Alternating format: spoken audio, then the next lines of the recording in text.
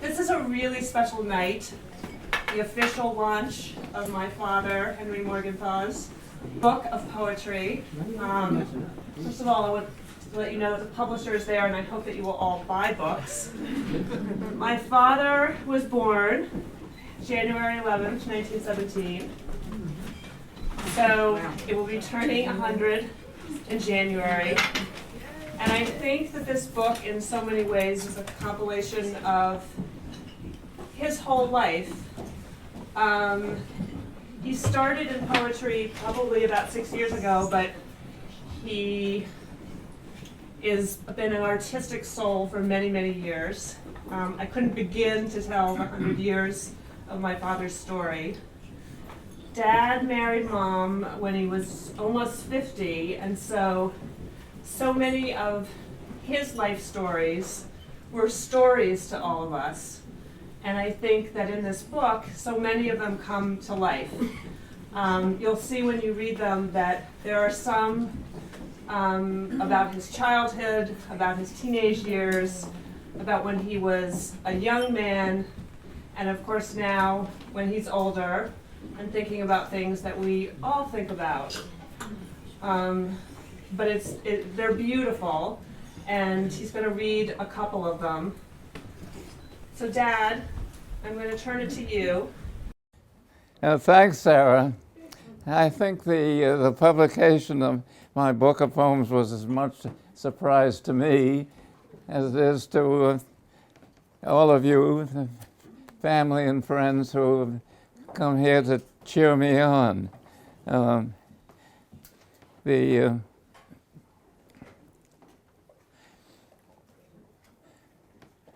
But the evidence of the publication is more than virtual. There are books floating around here. It was also made available by Amazon, who refers to the book. Can you hear me? Refers to the book as reflections on aging and sexuality.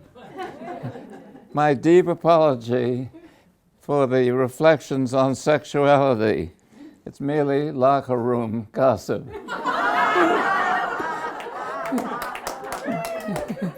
The question is why I waited so long to start, or why I started at all. I have no answer. But these poems are a kind of coda to life, a final spurt of energy to expel and to express thoughts that have been festering inside for many years.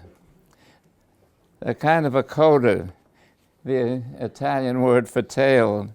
In this case, I think the tail is wagging the dog. Two poets who have a particularly strong influence on me.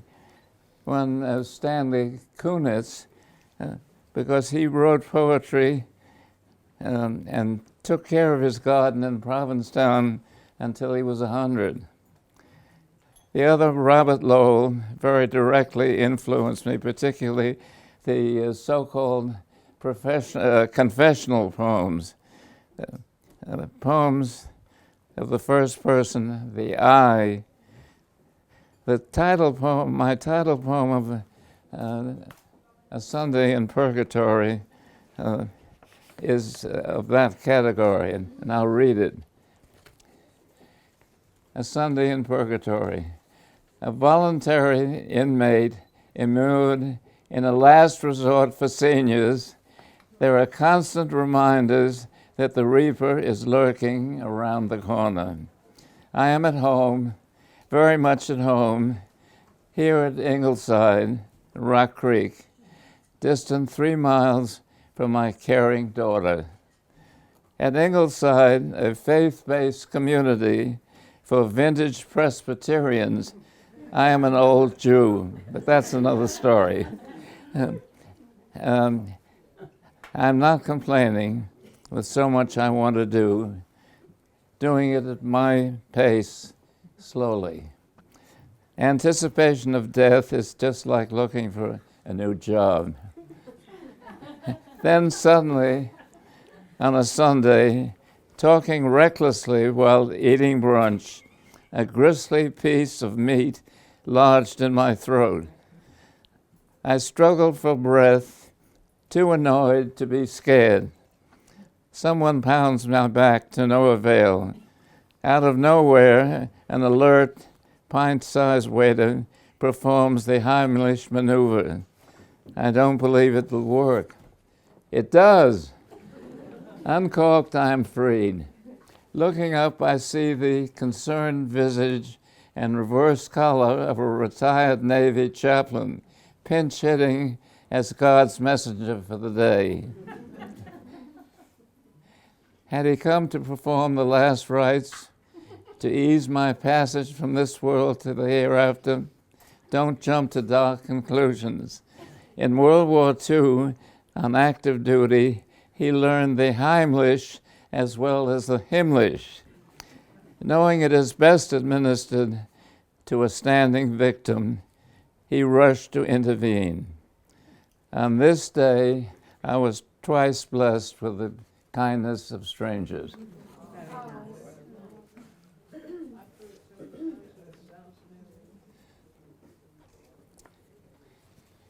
Now there are some poems which are sort of more objective, and which some of which have something to do with in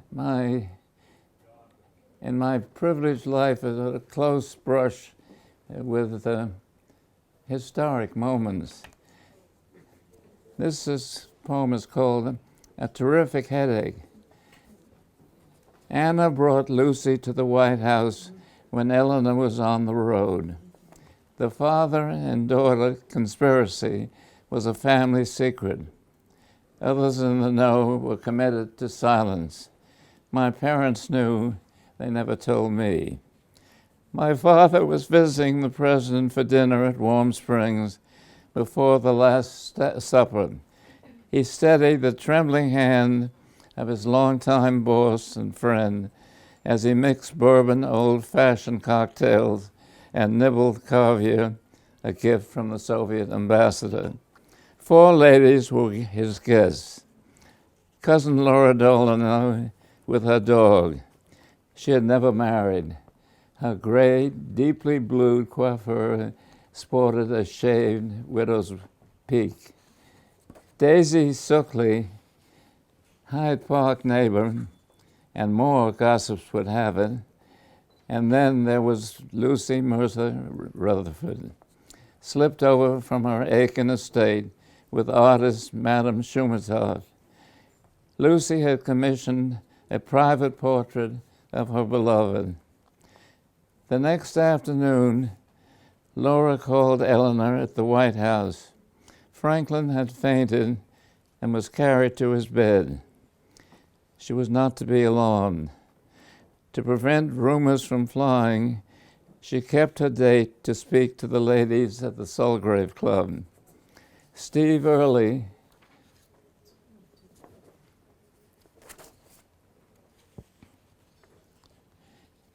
he asked me to come home at once. I did not even ask why. I knew in my heart of hearts what had happened. That night, Laura told Eleanor, in her absence, Lucy had come for dinner at the White House on several occasions, with Eleanor's daughter Anna serving as hostess. Eleanor's bitterness and sadness remained private. He might have been happier with a wife who was completely uncritical, she wrote. He had to find in some other people. I was one of those who served his purposes. On that final day in the little White House in Warm Springs, insulated from the cries of war, the commander-in-chief, posing in his favorite Navy cape, put his hand to his temple. His last words, "I have a terrific headache." And then this last one, And some of my poems are just having a little fun with serious matters, called Wow. At 99, I can't say I have had everything I expected out of life, but I've had about all I want. These days, my family and good friends are relentless cheerleaders. Their cheese I can do without. They look at me and say, wow. I yell back, ow. Thank you.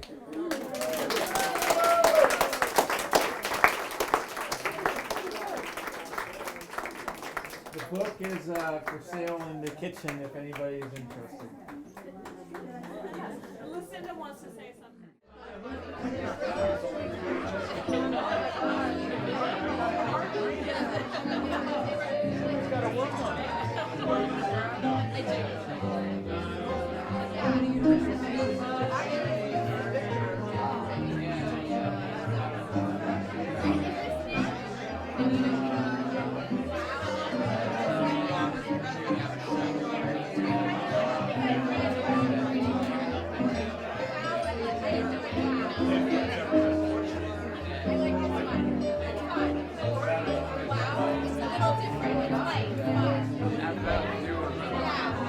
Like